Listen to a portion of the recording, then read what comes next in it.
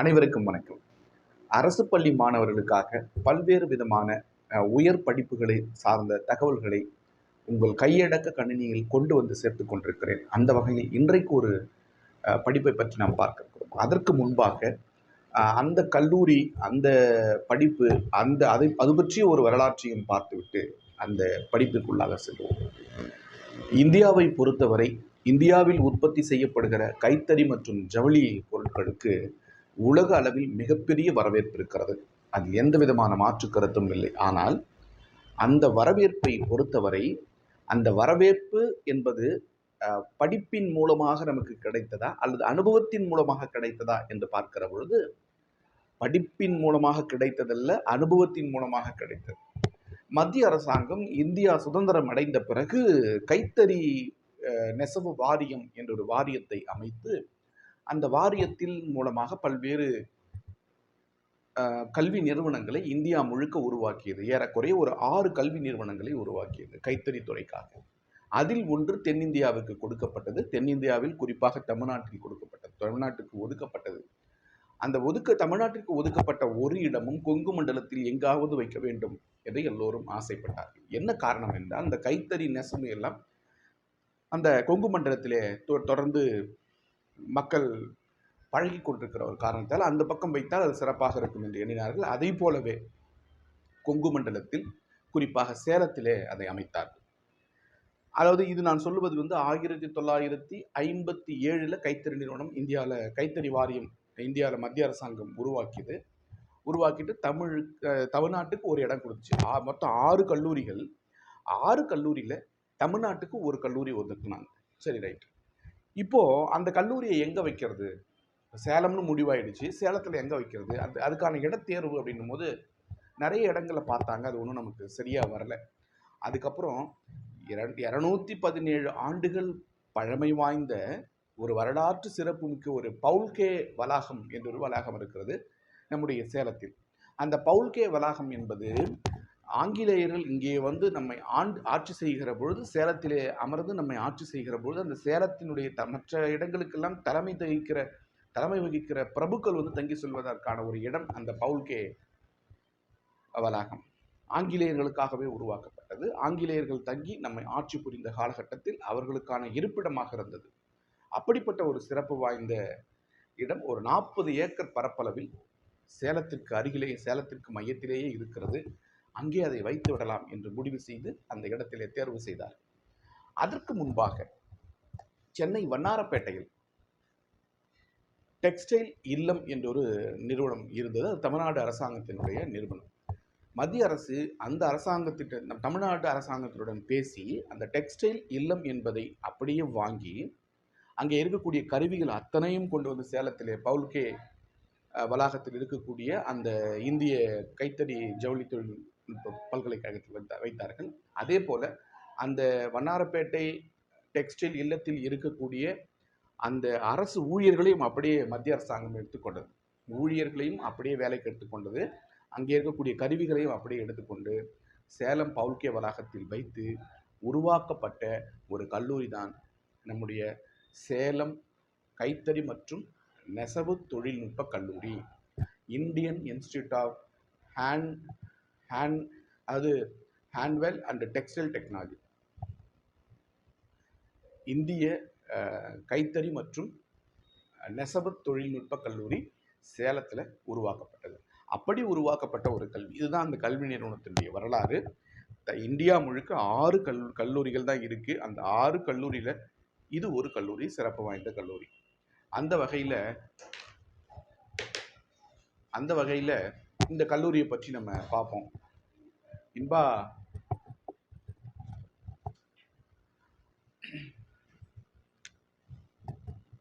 Indian institute of handloom and textile technology எங்க இருக்கு அப்படின்னா சேலம். அதாவது IIHT அப்படின்னா Indian institute of handloom handloom, டீனா டெக்ஸ்டைல் டெக்னாலஜி. இதுதான், அதாவது Indian institute of handloom and textile technology, அதனுடைய சுருக்கம் தான் IIHT அப்படின்னு சொல்லக்கூடிய. இந்த IIHTயில் வந்து டிப்ளமா டிகிரின்னு சொல்லிட்டு நிறைய படிப்புகள் கொடுத்தாலும் 2015க்கு பிறகு தான், 2015 அந்த வருஷத்துலேருந்து தான், அப்போ இருந்து தான் என்ன பண்ணுறாங்க அப்படின்னா பிடெக் கொடுக்குறாங்க. பிடெக் ஒரு வாய்ப்பு கொடுக்குறாங்க. பிடெக்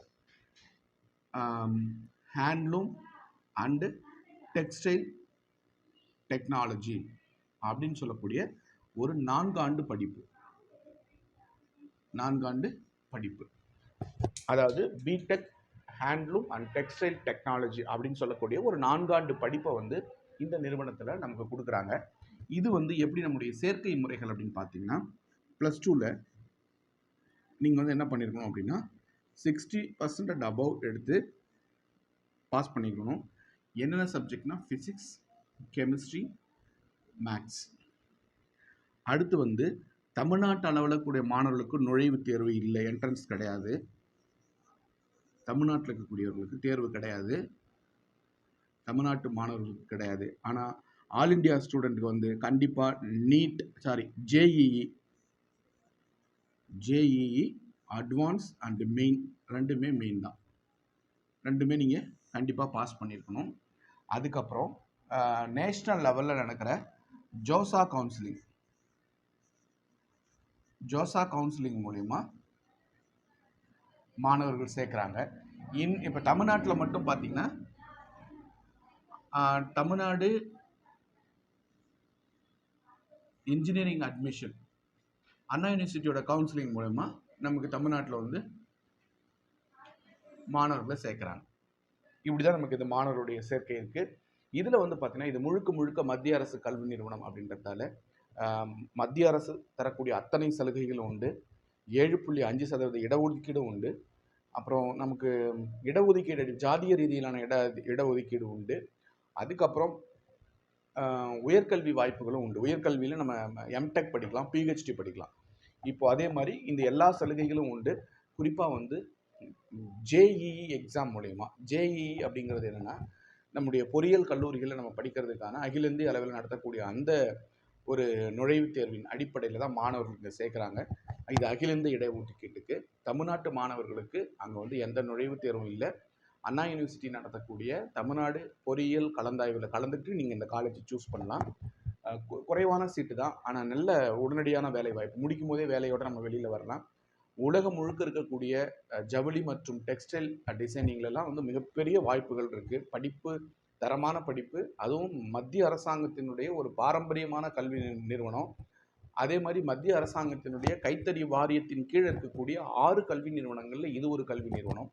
அந்த மாதிரி பல பெருமைகள் வைத்திருந்தாலும் நீங்கள் இதை படித்த உடனே உங்களுக்கு அருமையான வேலை வாய்ப்புகள் இருக்குது, அதில் எந்த மாற்று கருத்தும் இல்லை. இப்போது எம்டெக் படிக்கிறீங்க, எம்டெக் ஜாயின் பண்ணுறீங்க அப்படின்னா பிடெக்கில் நீங்கள் நல்ல ஸ்கோர் பண்ணி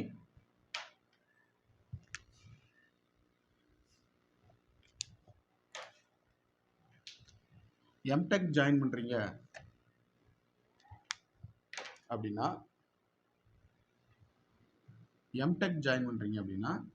நீங்கள் பிடெக்கில் நல்ல ஸ்கோர் பண்ணியிருக்கணும். ப்ளஸ் வந்து கேட் எக்ஸாம் எழுதியிருக்கணும். இந்த கேட் எக்ஸாம் எழுதி நீங்கள் ஆல் இண்டியா அளவில் நீங்கள் எம்டெக் பிஜிக்கு தகுதியாகிடுறீங்க. Graduate aptitude test for engineering, அது வந்து கேட் எக்ஸாம். இந்த கேட் எக்ஸாம் எழுதினா மட்டும்தான் நீங்கள் பொறியியல் சார்ந்த முதுநிலை படிப்புகளுக்கு போக முடியும். அப்படி போயிட்டு அதுக்கப்புறமா வந்து நீங்கள் பொறியியலில், ஆனால் குறிப்பாக நம்ம டெக்ஸ்டைல் டெக்னாலஜியில் நீங்கள் எம்டெக் படிக்கலாம். எம்டெக் முடிச்சுட்டு அதுக்கப்புறம் என்ன பண்ணலான்னா PhD படிக்கலாம். அந்த மாதிரி நிறைய வாய்ப்புகள் இருக்குது. சரி, இப்போ நான் வந்து கவுன்சிலிங்லாம் போயிட்டு இந்த பிடெக்கில் நான் சேர்ந்துட்டேன் சார், எனக்கு என்ன மாதிரியான படிப்புகளை சொல்லிக் கொடுப்பாங்க, இந்த பிடெக்கில் நான் என்ன மாதிரி படிக்க போகிறேன், என்ன மாதிரியான படிப்பு எனக்கு பிடெக்கில் சொல்லிக் கொடுப்பாங்க அப்படின்னா, நம்ம டிசைனிங், குறிப்பாக என்ன டிசைனிங்னா நம்ம கைத்தறி டிசைன் பண்ணுறது எப்படி,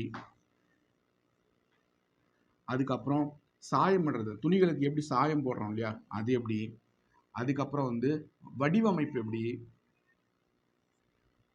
அந்த துணியில வந்து பதனிடுதல் எப்படி அப்படின்னா அது, அதுக்கப்புறம் வந்து இந்த தோல் தொழில் நம்ம இந்த டெக்ஸ்டைல் டெக்னாலஜியில் பயன்படுத்தக்கூடிய நீரை வந்து சுத்திகரிப்பு பண்ணுறது எப்படி, நீர் வந்து இந்த துணி தொழிற்சாலையில் நம்ம பயன்படக்கூடிய நீரை வந்து சுத்திகரிப்பது எப்படி, அப்புறம் அதை மேனுஃபேக்சரிங் டோட்டலாகவே மேனுஃபேக்சரிங் எப்படி பண்ணுறோம்,